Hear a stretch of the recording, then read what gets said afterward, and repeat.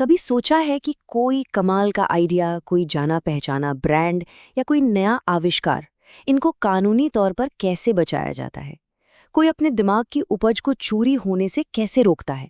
आज हम कुछ ऐसे ही ऐतिहासिक कानूनी मामलों की दुनिया में उतरेंगे जिन्होंने इन सवालों के जवाब हमेशा के लिए बदल दिए।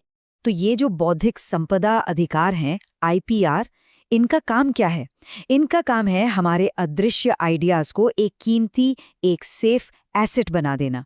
ये एक तरह का कानूनी कवच है जो क्रिएटर्स को उनकी मेहनत का असली फल देता है। तो आज हम आईपीआर की इन्हीं 3 बड़े पिलर्स को समझेंगे: कॉपीराइट, ट्रेडमार्क और पेटेंट। और साथ ही ये भी देखेंगे कि कानून कैसे एक क्रिएटर के अधिकारों और समाज की जरूरतों के बीच एक नाजुक सा बैलेंस बनाता है। तो चलिए शुरू करते हैं कॉपीराइट से। ये कलाकारों और लेखकों को उनके साहित्यिक और कलात्मक कामों पर अधिकार देता है। पर सवाल ये उठता है कि ये अधिकार आखिर कितना गहरा है? और यही सवाल था अमरनाथ सहगल के केस के सेंटर में। सोचिए, एक बड़ी नैतिक दुविधा है ये कि जब कोई किसी की कला खरीद लेता है तो क्या उस कलाकार का उस कला से रिश्ता हमेशा के लिए खत्म हो जाता है? तो हुआ ये था कि सहगल जी ने एक शानदार म्यूरल बनाया था जिसे सरकार ने बिना बताए तोड़ मरोड़ कर हटा दिया। अब उन्होंने तर्क दिया कि ये सिर्फ कला का अपमान नहीं है, ये तो उनकी आत्मा और उनकी प्रतिष्ठा पर हमला है। और पता है, अदालत ने ये बात मानी। कोर्ट ने कहा कि एक कलाकार का अपने काम से रिश्ता सिर्फ पैसे का नहीं होता, वो नैतिक और इमोशनल भी होता है। ये फैसला एक तरह से कलाकार के अपने काम से उस अटूट रिश्ते को कानूनी मान्यता देता है। अच्छा, अब कॉपीराइट से जुड़ा एक और मजेदार केस देखते हैं, वाल्टर बनाम लेन। ये केस तो ओरिजिनलिटी या मौलिकता की परिभाषा पर ही सवाल खड़ा कर देता है। जरा सोचिए, क्या कोई रिपोर्टर जो किसी का भाषण शब्द ब शब्द लिख रहा है, उसे उस लेख का लेखक माना जाएगा? और इस मामले में अदालत का जवाब था, हाँ, बिल्कुल माना जाएगा। लॉजिक ये था कि किसी भाषण को सही सही रिकॉर्ड करने, उसे ऑर्गेनाइज करने और छापने में जो मेहनत, जो स्किल और जो वक्त लगता है ना, वो अपने आप में एक ओरिजिनल काम है। बस इस एक फैसले ने कॉपीराइट कानून में मौलिकता का दायरा बहुत बहुत बड़ा कर दिया। ठीक है, तो कॉपीराइट से अब आगे बढ़ते हैं और चलते हैं बिजनेस की दुनिया में। यहाँ बात होती है ट्रेडमार्क्स की। वो नाम, वो लोगो जो किसी भी ब्रांड की पहचान होते हैं, उसकी जान होते हैं। ये केस है इंटरनेट के बिल्कुल शुरुआती दिनों का और बहुत ही जरूरी है। एक तरफ थी दुनिया भर में फेमस याहू इंक और दूसरी तरफ थे आकाश अरोड़ा, जिन्होंने लगभग मिलते जुलते डोमेन नेम yahooindia.com पर वैसी ही सर्विस देनी शुरू कर दी थी।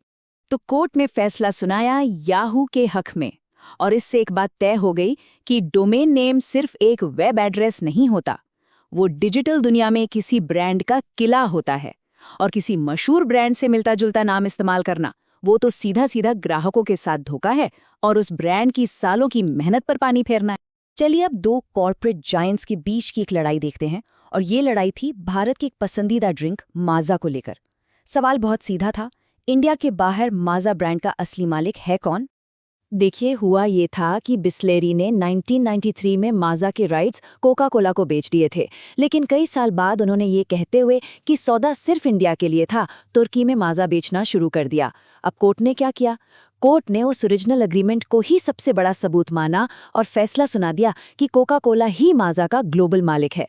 ये केस बिल्कुल साफ कर देता है कि ट्रेडमार्क की ओनरशिप कानूनी समझौतों से ही तय होती है। जरा इन 2 लोगों को देखिए, पहली नज़र में क्या लगता है? एक ग्लोबल ब्रांड और एक लोकल दुकान, और समानता बिल्कुल साफ दिख रही है। सबवे ने भी यही सोचा और इसी तर्क के साथ दिल्ली की एक छोटी सी दुकान सबवर्ब पर केस कर दिया।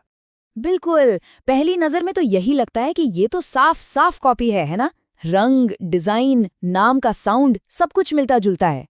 तो क्या कोर्ट ने भी इसे खुली चोरी माना? नहीं, अदालत का फैसला तो एकदम चौंकाने वाला था। कोर्ट ने कहा कि सब जो शब्द है वो सैंडविच की दुकानों के लिए एक आम शब्द है और इस पर कोई भी अकेला अपना हक नहीं जता सकता। और इससे भी बड़ी बात, कोर्ट का मानना था कि कस्टमर्स इतने समझदार हैं कि वो एक इंटरनेशनल चेन और एक लोकल दुकान के बीच का फर्क आसानी से पहचान सकते हैं। ये फैसला ट्रेडमार्क कानून की बारीकियों को बहुत अच्छे से दिखाता है। तो अब आते हैं पेटेंट की दुनिया में, और यहाँ दांव बहुत ऊंचे होते हैं। यहाँ अक्सर आविष्कारों की सुरक्षा और करोड़ों लोगों की जिंदगी बचाने वाली टेक्नोलॉजी के बीच सीधा टकराव होता है।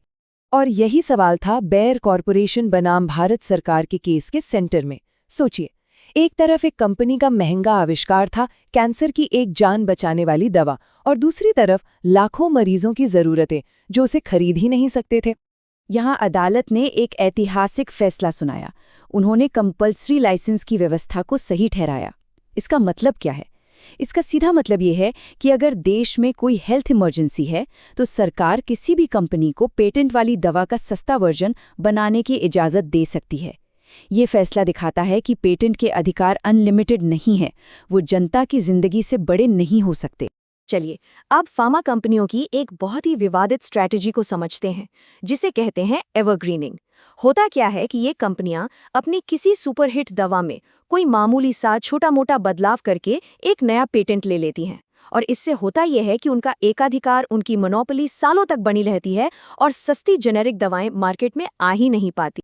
लेकिन नोवार्टिस केस में भारत की सुप्रीम कोर्ट ने इस खेल पर एक जबरदस्त रोक लगा दी। कोर्ट ने साफ साफ कह दिया कि दवा में सिर्फ छोटे-मोटे बदलाव करके नया पेटेंट नहीं मिलेगा। अगर नया पेटेंट चाहिए तो ये साबित करना होगा कि दवा पहले से ज्यादा असरदार है। ये फैसला दुनिया भर में सस्ती दवाओं तक पहुंच बनाने की दिशा में एक मील का पत्थर साबित हुआ। तो इन सभी मामलों को देखने के बाद एक बात तो शीशे की तरह साफ है कि ये जो इंटेलेक्चुअल प्रॉपर्टी लॉ है, ये हमेशा एक बहुत ही नाजुक बैलेंस बनाने की कोशिश करता है।